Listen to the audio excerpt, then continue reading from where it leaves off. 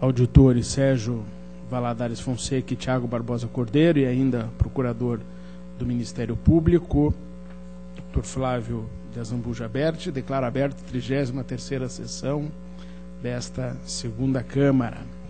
Ausente o conselheiro Nestor Batista, por férias, ficando convocados para a composição do quórum os auditores já nominados, conforme portaria 356/14 da Presidência. Submeto a ata de número 32, de 17 de setembro passado, para homologação. Está homologada e, conforme previsto no artigo 4362 do Regimento, concedo oportunidade para comunicações, inclusão de processo em pauta e devolução. Ninguém fará uso? Senhor presidente. Doutor Tiago. Desculpe o lapso. Gostaria de comunicar a devolução de um processo da pauta do conselheiro Nestor Batista, o processo 186639 de 2013. Também anunciar sobrestamentos de processos na Diretoria de Contas Estaduais, o processo 801736 de 2014, e na Diretoria de Controle de Atos de Pessoal, os processos 219131 de 2014 e 517545 de 2011. Obrigado. Então, estão comunicados os sobrestamentos. Eu também comunico o sobrestamento. Desculpe, Vossa Excelência está com a palavra. Pois não, mas... Obrigado. Também tenho que anunciar a devolução dos autos do processo 428-63305 ao conselheiro substituto Tiago Barbosa Cordeiro, e anunciar ainda que deferi o sobrestamento da análise dos seguintes processos: 201-72611, 701-25114, 189-88714, 599-45211, 544-29614, 561-19613, 531-38713, 328-20814, 719-39814, 749-60214 e 426-03014. Obrigado, senhor presidente. Feitas as comunicações, também passo a comunicar sobre o estamento que deferi na DICAP, de protocolos 6703-44/13 e 1315-36/14. São ambos atos de inativação.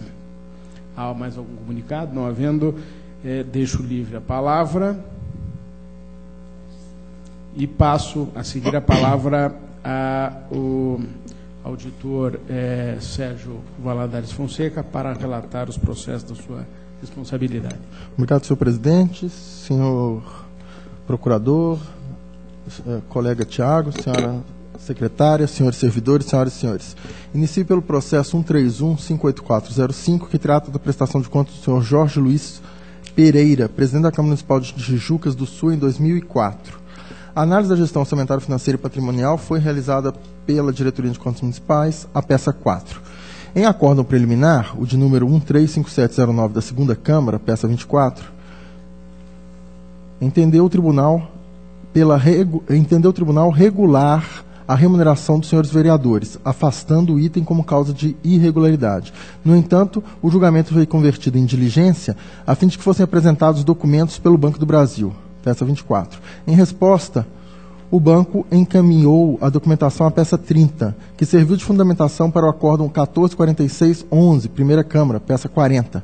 Contudo, ao Ministério Público de Contas não foi oportunizado o devido pronunciamento quanto aos documentos juntados, razão pela qual o deciso foi declarado nulo pelo acórdão 5326-113, pleno, peça 61. Retornando-se à fase instrutória, conclusivamente, após análise das justificativas apresentadas pelo responsável, a Diretoria de Contas Municipais e o Ministério Público manifestam-se de maneira uniforme no sentido de que o Tribunal julgue as contas irregulares em razão do recebimento a maior de remuneração pelos vereadores. No que tange à ausência documental apontada nos pronunciamentos anteriores da unidade técnica consignada no acórdão 35709 da segunda Câmara, a apresentação daqueles documentos pelo Banco do Brasil, informando o saldo na conta 31,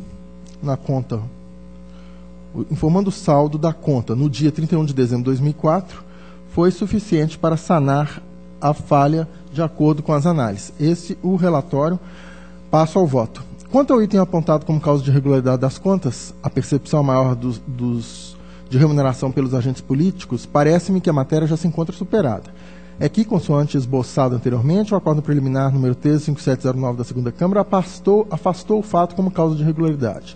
Cuide-se que a nulidade declarada refere-se ao acórdão 144611 da primeira Câmara, nos termos assentados pelo acórdão 5326 de 2013 pleno, não atingindo, em princípio, o acórdão 135709 da segunda Câmara. De todo modo, sirvo-me dos mesmos argumentos dantes aventados para sustentar a ausência de inconsistências no pagamento dos senhores vereadores. Abre aspas o que eu já disse em sessão anterior. Quanto à remuneração maior de agentes políticos, conforme demonstrativo de folhas 26 e 34, a unidade técnica aponta como irregular a realização de sessões extraordinárias fora do período de recesso do Poder Legislativo, em fevereiro, abril, maio, junho e dezembro, indenizadas no valor de R$ 50 por dia de sessão. Contudo, conforme definido por esse tribunal, nos termos do provimento 56 de 2005, há duas espécies de sessões extraordinárias realizadas pelo órgão do Poder Legislativo. As sessões extraordinárias, que são reuniões ocorridas em horário diverso do ordinário, e 2, a sessão legislativa extraordinária, que são sessões convocadas em período de recesso do Poder Legislativo, nas quais a Câmara pode ser reunida em caso de urgência e relevante interesse público. A unidade técnica, em sua instrução, considera válida apenas a sessão extraordinária realizada em período de recesso parlamentar, ou seja, no caso de sessão legislativa extraordinária. No entanto, as sessões extraordinárias, mesmo realizadas fora do período de recesso, podem ser remuneradas desde que expressamente previsto em ato normativo e respeitado o princípio da proporcionalidade entre o valor do subsídio mensal e a quantidade de sessões ordinárias mensais previstas no regimento interno da Câmara Municipal. No presente caso, a Lei Orgânica do Município de Tijucas do Sul prevê a possibilidade de pagamento de sessões extraordinárias. Artigo 33. As sessões extraordinárias serão convocadas pelo presidente de ofício, por deliberação da Câmara, a requerimento de qualquer vereador ou mediante solicitação do prefeito. Parágrafo único. A convocação da sessão extraordinária no período ordinário far-se-á por simples comunicação do presidente, inserida na ata, ficando automaticamente cientificados todos os vereadores presentes à sessão. Os vereadores ausentes serão cientificados mediante citação pessoal. Artigo 34. Somente serão remuneradas uma sessão por dia e, no máximo, 4 sessões extraordinárias por mês. É possível constatar, a partir dos documentos das folhas 26 e 34, que, no máximo, os vereadores perceberam o equivalente a R$ 200 a título de sessões extraordinárias no mesmo mês, ou seja, respeitou-se o limite de remuneração de 4 sessões. Do mesmo modo, entendo que o limite imposto pela Lei Orgânica Municipal e o valor pago de R$ 50 guardam total proporcionalidade com o subsídio mensal, R$ 1.400, subsídio pago ao presidente da Câmara e o subsídio de R$ 1.200 pago aos demais vereadores. Dessa forma, não há irregularidade a ser apontada em relação à remuneração dos agentes políticos. Assim, conforme transcrevo, aliás, fim da transcrição do que eu já havia exposto no voto anterior. Então, portanto, considero o item regular, reafirmando mais uma vez. Sobre a ausência de documentos, conforme atesta a Diretoria de Contas Municipais, o material acostado à peça 30 sana a inconsistência, o que permite afastar a irregularidade do item. Pelas razões expostas, voto no sentido de que o tribunal julgue regulares as presentes contas.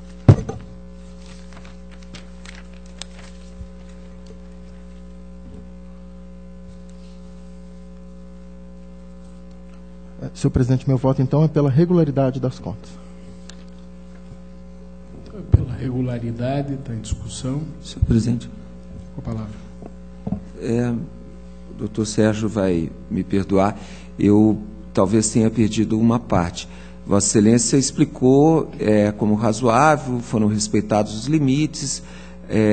Esse seria o ponto da instrução para propugnar que esse pagamento estaria Sim.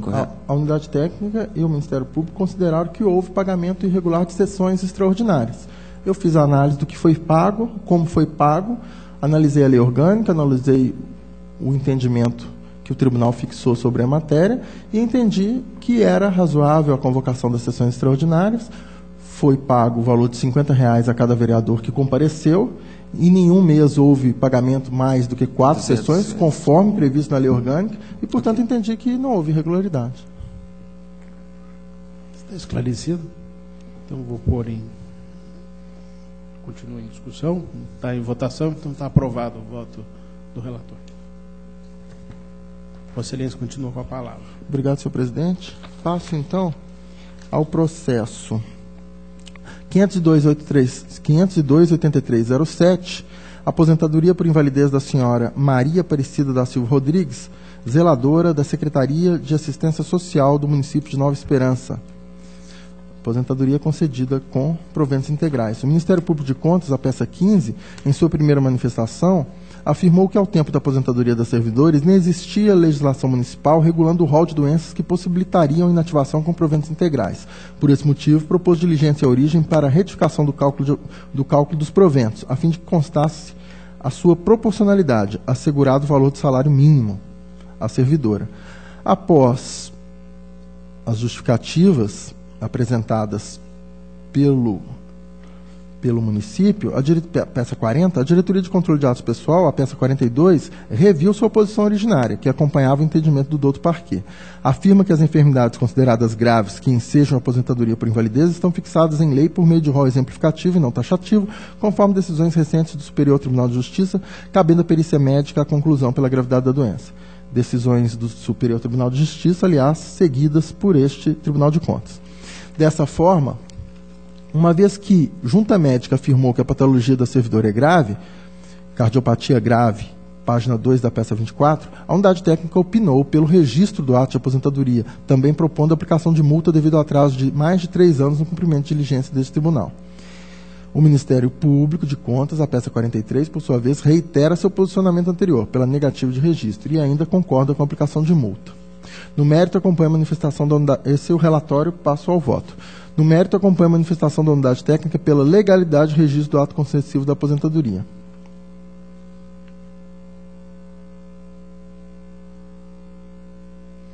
E, senhor presidente, deixei de... Conforme o posicionamento recente do Superior Tribunal de Justiça, isso aqui já foi dito, eu salto. Quanto à multa proposta, como não considero que a diligência realizada, inclusive, sequer acompanhava o entendimento do próprio tribunal, deixo de acolhê-la. É que o próprio tribunal já havia se manifestado em consonância com os cálculos realizados pelo município. Além disso, por economia processual, verifico que também não examinei mais a fundo o responsável originário pelo atraso. E com essas considerações, o voto é pela legalidade de registro da aposentadoria.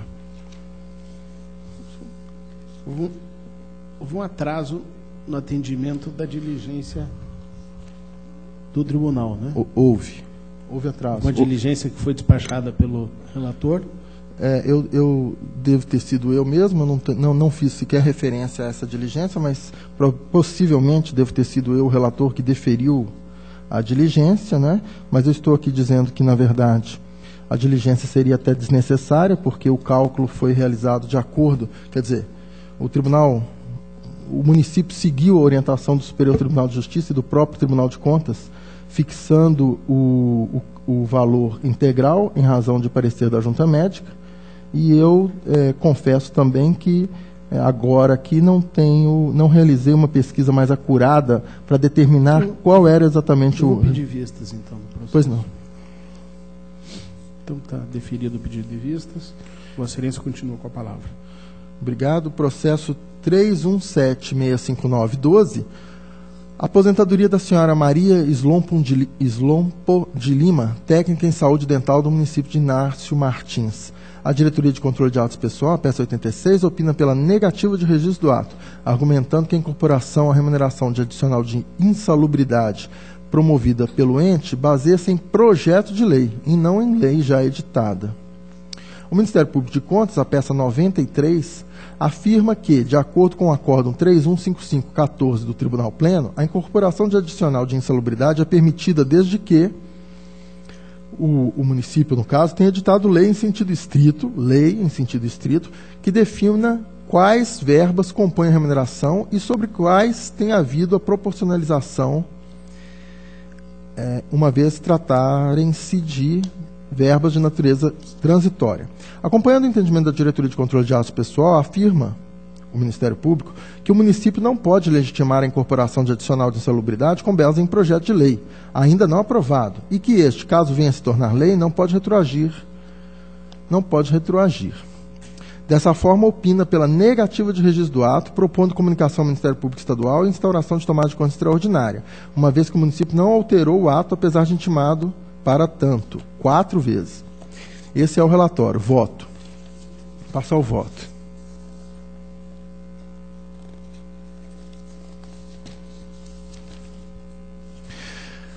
Acerca da incorporação de verbas transitórias decorrentes de adicional de insalubridade e periculosidade, cito o trecho do Acórdão 315514 do Tribunal Pleno. De início, registrou que se faz necessário editar lei em sentido estrito para normatizar a forma de cálculo dos proventos e quais seriam as vantagens inerentes ao cargo efetivo. Em relação à carreira do magistério, o decreto 715406 está regular, pois editado posteriormente à Lei Complementar 103 de 2004. O mesmo ocorre no que se refere à incorporação de algumas verbas de natureza transitória, como é o caso das denominadas gratificações de insalubridade e periculosidade, cuja previsão encontra-se inserida no artigo 13 da Lei Estadual número 10.692 de 93, com previsão em lei no sentido estrito. A legislação que trata da remuneração do cargo efetivo é a legislação de cada ente. Deste modo, cabe ao ente estadual estabelecer a possibilidade de incorporação mediante lei, podendo ser regulamentada por decreto. O ato de inativação deve sempre indicar o fundamento legal para a incorporação de cada verba. Esse final da transcrição de trecho aqui do voto que fundamentou o Acórdão 315514, pleno. Bom, continuo agora eu. Assim, é exigência fixada por este tribunal, para que haja incorporação dessas verbas transitórias, que haja legislação específica sobre o tema e que tenha havido contribuição. Destaca-se a autonomia conferida ao ente para estabelecer a possibilidade ou não da incorporação. Conforme constatou a diretoria jurídica em seu parecer de peça 30, há comprovação nos autos de pagamento de adicional de insalubridade com a incidência de contribuição previdenciária, razão pela qual, naquela oportunidade, sugeriu a intimação do ente para que esclarecesse a ausência de incorporação da verba ao valor dos proventos. Cabe analisar o texto da Lei 389/2006 nos termos de seu artigo 84. Artigo 84 da Lei Municipal. Considera-se remuneração de contribuição a parcela da remuneração do subsídio do provento recebido pelo segurado ou beneficiário, aí considerado o abono anual, sobre o qual incide o percentual de contribuição ordinária para o plano de custeio, assim entendido o vencimento do cargo efetivo, acrescido das vantagens pecuniárias permanentes estabelecidas em lei e dos adicionais de caráter individual, exceto a. as diárias de viagem, b. a ajuda de custo em razão de mudança de sede, c. a indenização de transporte, d. o salário família, e. o auxílio alimentação, f. o auxílio creche, g. o abono de permanência, h. as parcelas remuneratórias pagas em decorrência de local de trabalho, i. a parcela percebida em decorrência do exercício de cargo em comissão ou de função de confiança, e j. outras parcelas cujo caráter indenizatório esteja definido em lei. Parágrafo único. Poderá integrar a remuneração de contribuição a parcela percebida pelo segurado em decorrência de local de trabalho, do exercício de cargo em comissão ou função de confiança, mediante opção por ele exercida, para efeito de cálculo de benefício a ser concedido com fundamento nos artigos 20, 21, 22, 23 e 34, respeitado, em qualquer hipótese, a limitação estabelecida no artigo 58. Esse, então, trecho da Lei 389 de 2006. Agora, falo do projeto. O projeto de lei número 1114 do município tem por objeto a alteração do parágrafo único transcrito, adotando os seguintes termos. O parágrafo único, então, passa a ter a seguinte redação. Será incorporada a remuneração de contribuição a parcela percebida pelo segurado em caráter de adicionais de insalubridade e periculosidade, entre outros concedidos em decorrência do local de trabalho. Consequentemente, tal contribuição incidirá nos proventos de aposentadoria. Essa é a redação. Continuo eu agora. Em primeiro lugar, ressalta-se que o adicional pleiteado, no caso em comento, não diz respeito ao local de trabalho, mas é concedido em face de características inerentes à profissão, portanto, não por razões temporárias, como no caso de trabalho insalubre. Dessa forma, torna-se irrelevante, a meu juízo, o debate acerca do projeto de lei e a inclusão de verbas cuja percepção decorre do local de trabalho. Em análise do texto legal, depreende-se que o caput do artigo 84 considera a remuneração de contribuição, abre aspas, vantagens pecuniárias permanentes estabelecidas em lei e dos adicionais de caráter individual, fecha aspas. As exceções, né, são estabelecidas nas alíneas, nas quais não se enquadram os adicionais de periculosidade e insalubridade. Esse tipo de adicional pode possuir o caráter individual fixado pela lei, a depender da autonomia do ente previdenciário. Portanto, a lei não veda a incorporação do adicional referido. Além disso, houve incidência, conforme atestado, de contribuição previdenciária. Assim, entendo, restarem caracterizados os elementos que permitem o registro do ato, posição que, com a devida vênia, adoto. E com essas considerações, o voto é pela legalidade e registro do ato de aposentadoria. Então, pela legalidade e registro da aposentadoria, está aprovado. Desculpe. Senhor presidente, se me permite ainda, eu representante do Ministério Público. Gostaria de reforçar o argumento constante, de modo expresso no parecer do Ministério Público, porque parece ao Ministério Público, quando o município encaminha um projeto de lei no ano de 2014, prevendo expressamente na redação do parágrafo 1º da lei municipal a inclusão de adicional de insalubridade, de periculosidade, como verba a integrar proventos de aposentadoria, o município reconhece que nem o adicional de insalubridade, nem o adicional de periculosidade são verbas decorrentes do local de trabalho, ou verbas relacionadas ao local de trabalho, conforme prevê de modo genérico, sem que sejam individualizados quais são esses adicionais ou quais são essas verbas adicionais pela lei municipal que vigia até então. Trata-se de um projeto de lei, obviamente, ainda não aprovado e não transformado em lei.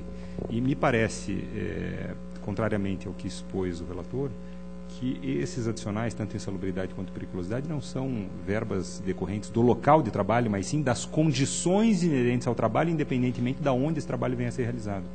A discussão, obviamente, ela acaba entrando aí pela matéria trabalhista, mas parece ao Ministério Público não haver possibilidade de registrar legalidade nesses termos, conforme exposto no parecer. Obrigado.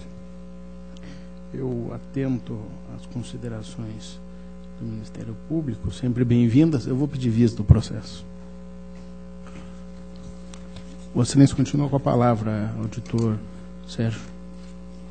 Obrigado, senhor presidente. Passo então ao processo 233/2013, que trata de inativação da senhora Ana Cordeiro Osatsky, no cargo de professora do município de Curitiba. A Diretoria de Controle de Atos Pessoal opinou pela legalidade e registro, tendo em vista que os requisitos legais para a concessão foram respeitados. Peça 28.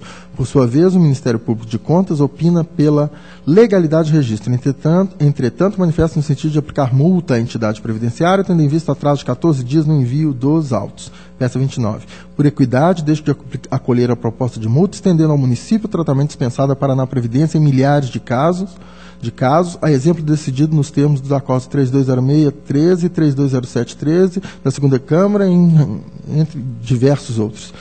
Verifico ainda que as entidades vêm adotando medidas para cumprir rigorosamente os prazos desse tribunal. Com essas breves considerações, o voto é pela legalidade e registro. Está em discussão. Não há multa por atraso? A multa pelo atraso de 14 dias é proposta aqui apenas pelo Ministério Público, pelo que tenho. E eu estou seguindo a Diretoria de Controle de Atos Pessoal, que, salvo engano, não propôs a multa. Estou reforçando a argumentação no sentido da equidade e do tratamento dispensado à Paraná Previdência e outros entes previdenciários. Ok. Está em discussão, está em votação, está aprovado. Processo 175959-14, aposentadoria da senhora Ivone da Costa Masnik, professora da Faculdade Estadual de Filosofia, Ciências e Letras de União da Vitória. A Diretoria de Controle de Atos Pessoal, peça 16, opina pela legalidade de registro do ato. Por sua vez, o Ministério Público de Contas, a peça 18, opina pela negativa de registro, sob o argumento de que há inconstitucionalidade na ausência de contribuição previdenciária sobre o valor que superou o limite máximo para os benefícios do regime geral de previdência. Nesse sentido, defende que o ato ofende o princípio da contributividade previsto no artigo 40 caput da Constituição da República. Essa matéria já foi objeto de análise desse tribunal. Citam-se, nesse sentido, os acordos 3538-14, 3531-14 da primeira Câmara, de relatoria do ilustre conselheiro substituto Cláudio Augusto Canha, que apresentam o seguinte, esses acordos apresentam a seguinte fundamentação. abre aspas, em que pese a manifestação do representante do Ministério Público, entendo que não cabe nesse processo de análise de legalidade do percentual cobrado a título de contribuição previdenciária, uma vez que tal análise ultrapassa os limites aos quais se presta o processo de atos de pessoal que tem por finalidade o registro nessa Corte. Destaca-se ainda que a alíquota referente, então, as exatas palavras do ilustre colega, registre-se ainda que a alíquota referente à contribuição previdenciária dos servidores públicos estaduais foi alterada para 11% a partir de 1º de abril de 2013 por meio do Decreto Estadual 7555, publicado no Diário Oficial do Estado 8911, de 6 de março de 2013. Como os demais julgadores desse tribunal têm acolhido os opinativos por legalidade de atos de pessoal em seus votos e decisões monocráticas, e assumindo como verdadeira premissa de que a DICAP mantém os mesmos procedimentos em todos os processos de atos sujeitos a registro, e considerando que, apesar das discrepâncias encontradas nos presentes autos, em homenagem à uniformidade das decisões a cargo do Tribunal de Contas, acolhe o opinativo da unidade técnica, propugnando por que seja a aposentadoria em análise considerada legal, concedendo-lhe o respectivo registro, fecha aspas, esse trecho do voto do colega Cláudio Canha. De modo similar, cito o acórdão 350014 da Primeira Câmara de relatoria do ilustre conselheiro Ivan Leres Bonilha. Abre aspas, a questão suscitada pelo órgão ministerial relativa à ausência de desconto previdenciário sobre os proventos inativos não poderá impedir o registro da aposentadoria do servidor por se tratar de matéria estranha ao objeto dos presentes autos, que deve limitar-se à verificação do atendimento dos requisitos indicados na norma constitucional.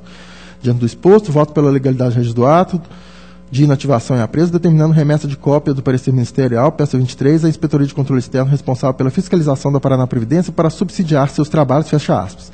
Assim, acompanhando tudo isso, voto pela legalidade de registro. Está em discussão o voto pela legalidade de registro. Em votação, está aprovado. Processo seguinte é o 318-6712, admissão no cargo de auxiliar de enfermagem dos seguintes interessados aprovados no teste seletivo simplificado, regido pelo edital 17/2011, promovido pelo município de Ibiporã. Trago a relação que inicia-se com a senhora Ana Paula Fernandes de Medeiros e continua e se encerra com a senhora Viviane da Silva Moreira. A Diretoria de Controle de Atos Pessoal, peça 26, opina pela legalidade de registro do ato. Todavia, em face de falhas verificadas no certame, exíguo prazo para inscrição, cláusulas de desempate em desacordo com a lei Nacional 10741/2003, indevida exigência de retirada do cartão de identificação nas dependências da Prefeitura Municipal para ingresso aos locais de provas, opina pela aplicação da multa prevista no 87.4G da Lei Complementar 113, Lei Complementar Estadual 113/2005 ao gestor, com recomendação de correção das impropriedades identificadas em futuros certames. O Ministério Público de Contas, a peça 28, no mérito, endossa a instrução técnica, opinando pela legalidade de registro das contratações temporárias, com as mesmas recomendações de correção. Esse é o breve relatório. No mérito, voto. No mérito, acompanha as manifestações pela legalidade de registro das contratações. Quanto ao exíguo prazo de inscrição, o responsável traz à baila a grande necessidade da Secretaria Municipal de Saúde em suprir a falta de profissionais. Além disso, o responsável se compromete a observar mais cuidadosamente os prazos dados para inscrições em novos testes seletivos ou concursos públicos. Observa-se elevado número de inscritos, o que indica que não houve prejuízo ao princípio da publicidade. No tocante às cláusulas de desempate em desacordo com o artigo 27, parágrafo 1 da Lei Nacional 10741/2003, que, salvo engano, é o Estatuto do Idoso, entendo que não houve danos. A idade estava prevista nos critérios de desempate, desse modo foi observado. No que se refere à indevida exigência de retirada do cartão de identificação nas dependências da Prefeitura para o ingresso nos locais de prova, fica evidente que se trata de uma situação inadequada, que contradiz a finalidade da inscrição pela internet, cujo intuito deveria ser facilitar o processo ao candidato. No entanto, novamente, não parece ter havido prejuízo aos inscritos. Dessa forma, deixo de acolher a multa, mas mantenho as recomendações pedagógicas e de caráter de orientação propostas. Em resumo, seguindo nos termos do artigo 71.3 da Constituição da República, 75.3 da Constituição do Estado do Paraná, do artigo 1º, inciso 4 da Lei Complementar do Estado do Paraná, 113/2005, voto no sentido de que o tribunal julgue legal e determine o registro do ato de admissão e determine ao município que em futuros certames sejam corrigidas as impropriedades apontadas anteriormente, ou seja, que seja dado um prazo razoável de inscrição e que não se exija o comparecimento pessoal das pessoas à prefeitura, mas bastando o comprovante da internet e a apresentação, naturalmente, da certidão de da carteira de identidade, da identificação no momento da prova. É o voto, senhor presidente. É pela legalidade do registro e aquelas determinações... que era o prazo? O prazo foi... Olha, eu acho que eu não tenho nem isso aqui no voto, mas nós tivemos essa discussão na sessão passada e Vossa Excelência me sugeriu e eu acolhi que nós não fixemos o prazo, mas deixemos assim, olha, fixe um prazo razoável que ele mesmo entendeu que realmente dessa vez foi exíguo. Né? Então... Okay. A multa, qual era o valor da multa, dessa multa para... Aqui houve proposta de multa, que eu já li tantos processos aqui houve. Quanto ao prazo, o Ministério... foi proposta a multa do 87.4G da Lei Complementar número 113 de 2005, que eu confesso que não sei nem qual é o valor dela atualizado. Mas eu me lembro que nesse caso que Vossa Excelência citou como precedente, que eu fui relator na semana passada... Não, eu fui o relator e Vossa Excelência me sugeriu, e eu acolhi... Mas nós mantivemos a multa, né? Não. Naquele caso, eu acho que nem houve proposta de multa, salvo engano. Não teve multa. Alguém mais quer discutir a matéria? Não? Está em votação, está aprovado. E, senhor presidente, creio que o último processo da pauta que tenho que relatar é o 163.02312, prestação de contas do senhor Francisco Carlos Molini, diretor de Serviço Social do Serviço Autônomo de Água e Esgoto de Ribeirão Claro, em 2011. Manifestações uniformes pela regularidade das contas e é também o voto do relator. O voto pela regularidade, está em discussão, em votação, aprovado. Senhor presidente, era o que tinha a relatar, agradeço a atenção de todos. Eu que agradeço, Vossa Excelência, e passo a palavra ao auditor Tiago Barbosa Cordeiro. Obrigado, senhor presidente. Senhor auditor, senhor procurador, eu tenho processo de inativação 645039 de 2011, é uma inativação, uma aposentadoria de servidora do Estado, Márcia Helena Carvalho Lopes, professora de ensino superior. A instrução do processo levou à discussão sobre a incorporação da verba TID aos proventos. Foi feita a diligência, a Paraná Previdência informou que, nos termos do que prescreve a legislação estadual, a gratificação TID é inerente ao cargo dos servidores efetivos e sobre ela incide contribuição previdenciária. Consequentemente, é devida no pagamento integral dos proventos. Foi levantada também uma questão da ausência de valor no ato de aposentação, essa questão já foi superada. Também a Secretaria de Estado da Administração e da Previdência se manifestou essencialmente sobre a questão da ausência do valor dos proventos. A Diretoria de Controle de Atos de Pessoal manifesta que a TID é verba transitória, uma vez que decorre do exercício de função, ou seja, é devida somente no período em que o professor exerce a atividade em tempo integral, com desenvolvimento de pesquisas e projetos de extensão. Informa que, da análise do histórico funcional da servidora, é possível verificar que ela percebeu a verba por aproximadamente 11 anos. Sendo assim, manifesta-se no sentido de que a entidade previdenciária deve apresentar declaração de percepção do TID com o total de tempo no qual houve a contribuição previdenciária, adequando o cálculo dos proventos à proporção do tempo de contribuição ocorrido. A Paraná Previdência novamente se manifestou no feito, informou que a verba foi incorporada ao vencimento básico, conforme Lei 14.825 de 2005. A unidade técnica, em sua última manifestação, opina pela negativa de registro em razão da incorporação de verba transitória de forma integral, sem que tenha sido observado, então, o período de contribuição. O Ministério Público de Contas corrobora esse posicionamento pela negativa de registro, esclarece que deixa de sugerir a imputação de multa aos gestores pela não indicação do valor dos proventos no ato, tendo em vista a existência de um termo de ajustamento de gestão. O voto que trago à apreciação difere dessas manifestações, considerando que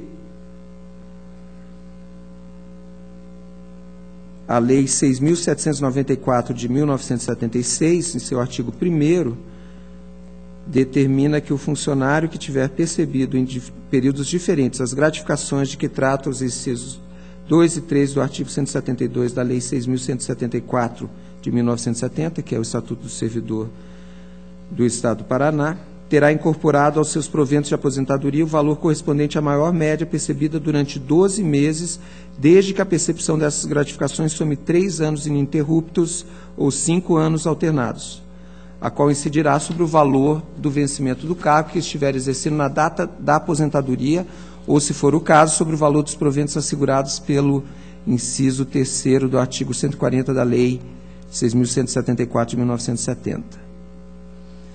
Aqui observo que, conforme relatório de situação funcional constante do processo, a interessada recebeu a verba adicional de tempo integral de dedicação exclusiva, o TID, nos períodos de 1º de setembro de 1990 a 12 de fevereiro de 1993 e de 1º de junho de 1996 a 30 de junho de 2000.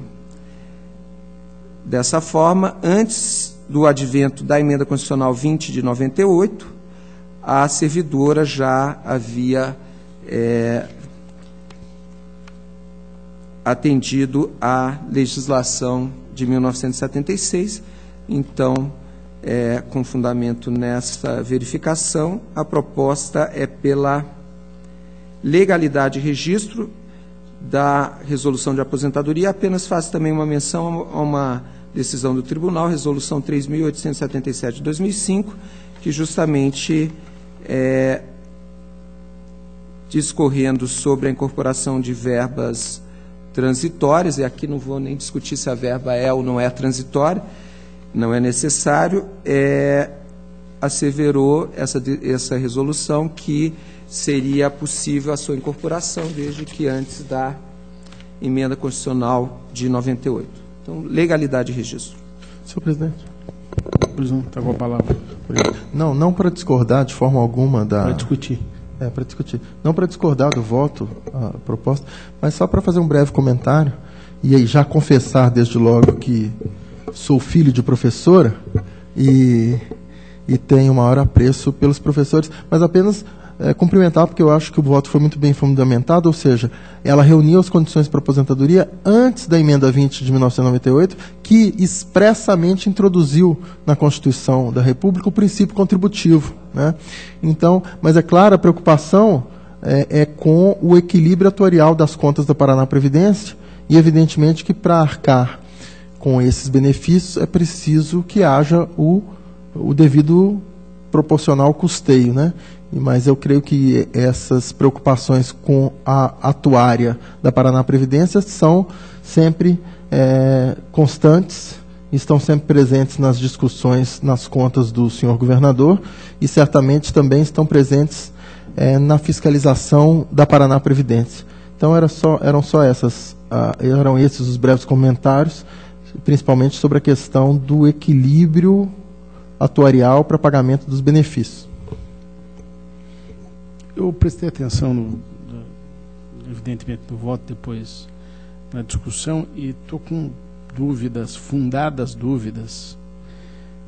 minhas fundadas dúvidas a respeito da legalidade da interpretação que Vossa Excelência deu ao caso concreto, de modo que eu vou pedir vistas para analisar melhor os documentos juntados. Continua com a palavra, doutor Tiago. Obrigado. O próximo processo é o 535842 de 2012, é uma aposentadoria por invalidez do servidor Otávio Ribeiro dos Santos, servidor do município de Fazenda Rio Grande. O que se discutiu no processo foi a questão da necessidade ou não de curatela em razão da doença que acometeu o servidor. O Instituto de Previdência Municipal de Fazenda Rio Grande apresentou esclarecimentos quanto a um laudo que foi emitido pela Junta Médica, no qual consta que a doença que acomete o servidor o incapacita para os atos da vida civil, sendo, portanto, necessária a nomeação de curador. Contudo, o único parente do servidor, apesar de orientado a requerê-la, declinou do encargo. A entidade previdenciária ainda, nesse laudo complementar, do laudo complementar consta que o servidor estaria incapacitado definitivamente para o exercício de qualquer função devido à doença, e a entidade anexa a declaração do servidor, na qual ele afirma que não possui pais vivos, não possui cônjuge, sendo assim ele mesmo está recebendo sua aposentadoria por invalidez, está gerindo o seu dinheiro. Há um termo de declaração em ciência, firmado por primo do servidor inativo, dando conta de que não irá pedir a sua curatela por motivos de foro íntimo. Há um parecer jurídico informando que a entidade não pode impor ao parente que requeira a curatela do servidor, tampouco suspender o pagamento do benefício já concedido. A Diretoria de Controle de Atos Pessoal manifesta-se pela legalidade de registro do ato de concessão de aposentadoria, considerando que a inexistência de curatela não pode ser motivo para a suspensão do pagamento do benefício. Manifesta-se ainda pela comunicação ao Ministério Público da Comarca de Fazenda Rio Grande para aferição da necessidade de se promover a interdição do aposentado. No mesmo sentido, manifesta-se o Ministério Público de Contas e o voto que apresenta pela legalidade de registro e com essa comunicação ao Ministério Público sugerida pela unidade técnica. Então, está em discussão o voto de Vossa Excelência. Está aprovado. Tem uma revisão de proventos, é o processo 81.31.92 de 2012, uma revisão de proventos relativa a servidor do município de Maringá, o servidor, senhor Ademir Tobias. Foi feita a diligência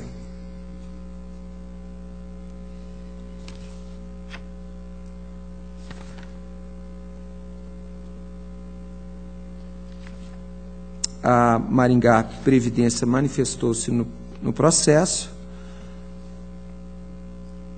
mais do que uma vez e a questão é que houve a incorporação aos proventos de uma verba denominada abono salarial, sobre a qual não incidiu contribuição previdenciária.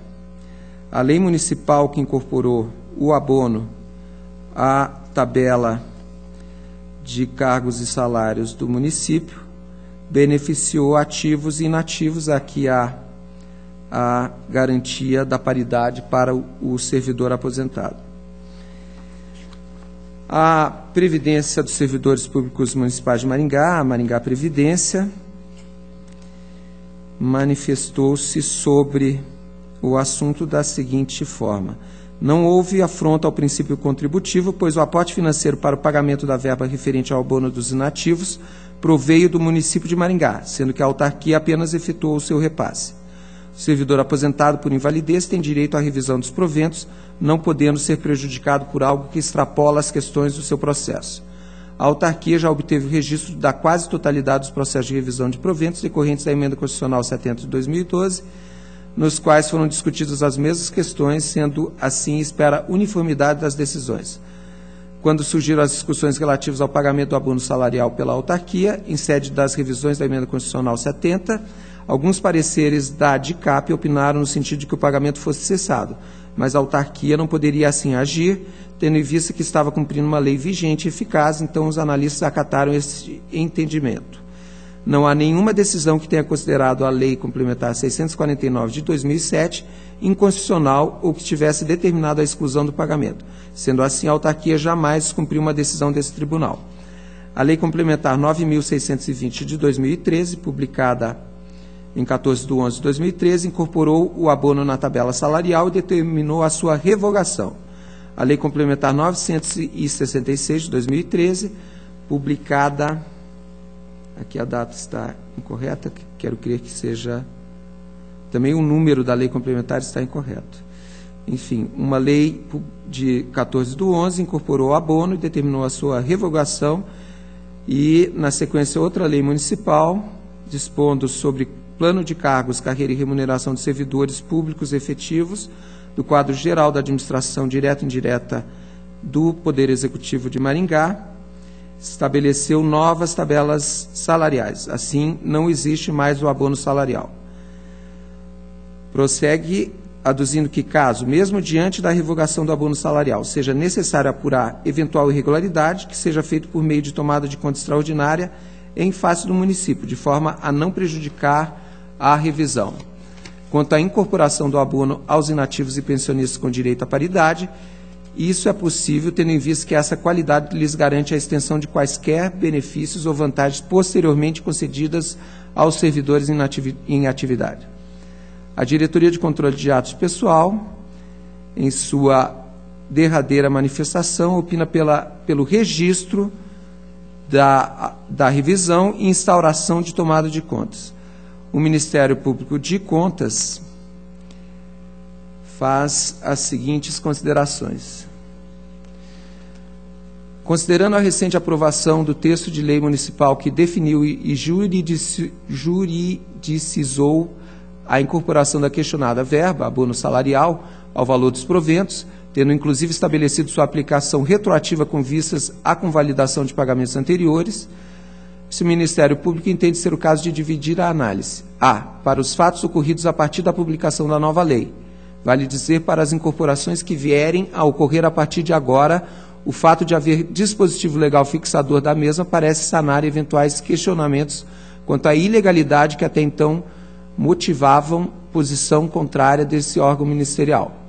B. Quanto às incorporações ocorridas antes do advento da nova lei municipal, a despeito do teor expresso da lei no sentido de aplicar-se retroativamente, esse Ministério Público não tem dúvidas em considerar inapropriada e impossível, sob a ótica do direito administrativo, a convalidação de atos ilegais anteriores em face de nova disposição de lei, sob pena de tornar-se vã a teoria segundo a qual cabe à administração pública atuar de modo absolutamente restrito e condicionado pela lei. Vale dizer que a legalidade estrita impõe-se ao gestor público de modo muito mais rigoroso que em relação ao particular, o que impõe parecer pela negativa de registro do ato revisional e apuração do dano em tomada de contas extraordinária em relação aos pagamentos indevidos decorrentes das incorporações retroativas ou ocorridas antes da lei e convalidadas por ela.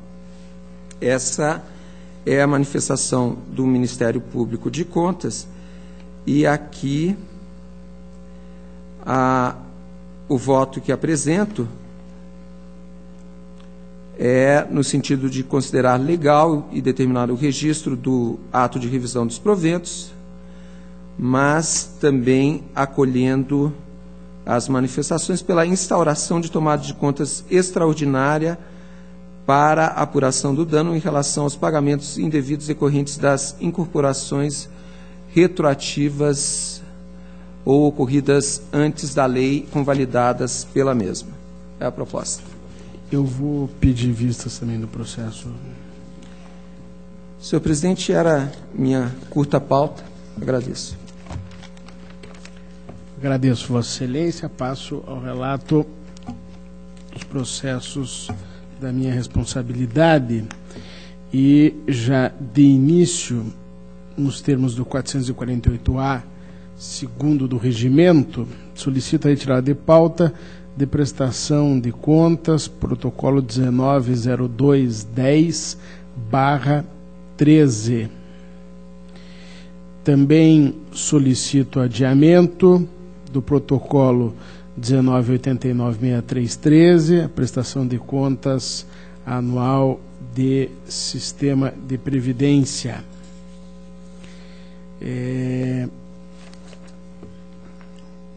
Anuncio o protocolo 38, 95, 87 e 13, tomada de contas ordinária, instaurada em razão da não apresentação da prestação de contas anual, exercício 2012, da Companhia de Habitação de Foz do Iguaçu.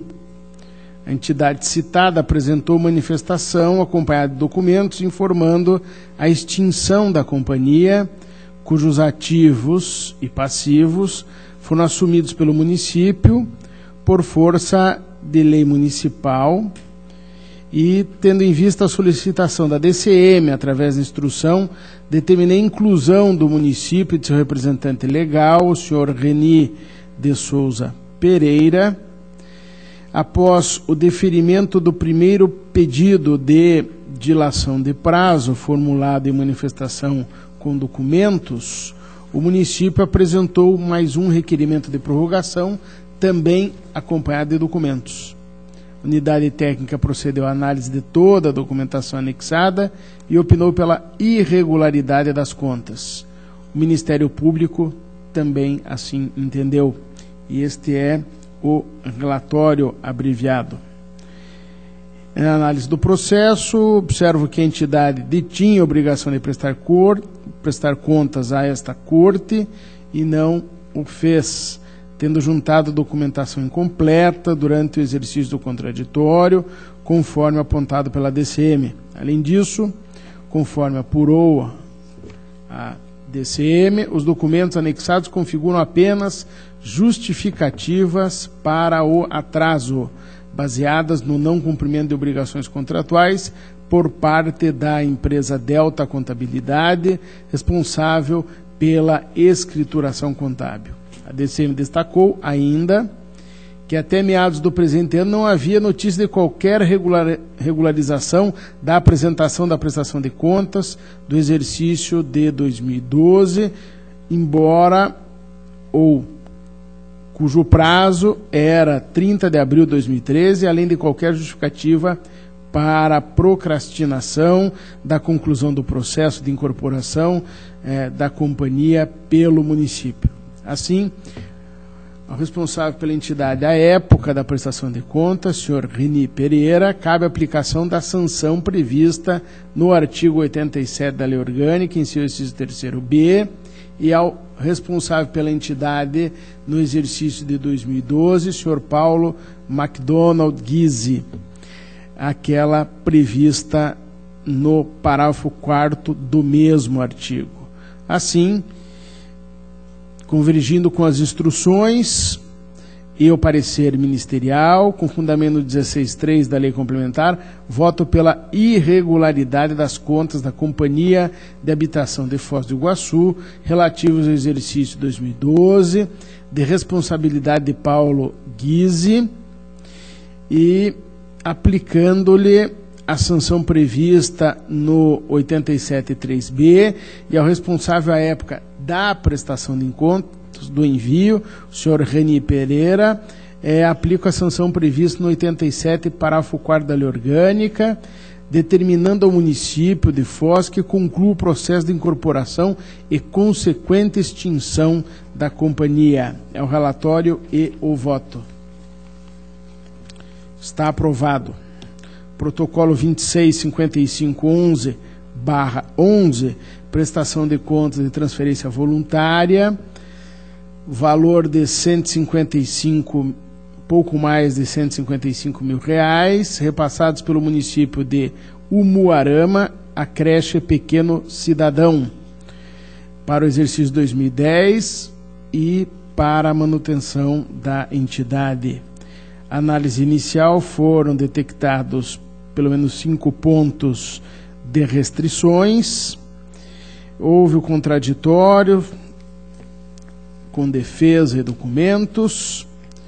Análise conclusiva, a DAT, após analisar as justificativas que foram apresentadas, manteve o opinativo pela irregularidade das contas em relação às despesas realizadas com honorários contábeis sem previsão e autorização no conteúdo do plano de aplicação e plano de trabalho, com o ressarcimento dos valores. O Ministério Público acompanhou e este é o relatório.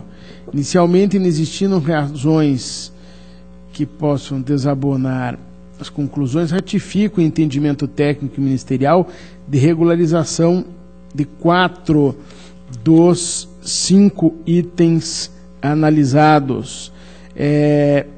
De toda sorte, a regularização de tais itens, mediante recolhimento de valores no curso da instrução processual, ainda fica como ressalva nos termos da conhecida súmula 8. No que se refere ao pagamento de honorários contábeis com os recursos de convênios, tribunal, por ocasião de consulta, a 340900/09, posicionou-se no sentido de não ser possível a utilização de qualquer parcela dos recursos financeiros repassados a título de transferência voluntária para o pagamento de honorários contábeis.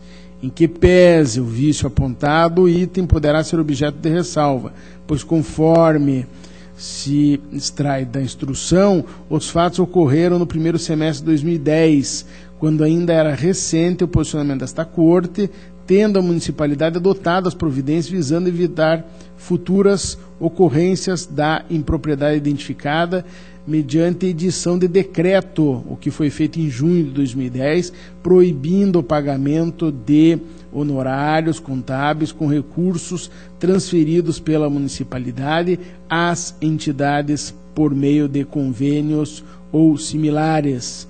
Aliás, esse entendimento foi seguido por esta Câmara em acórdão de 2012.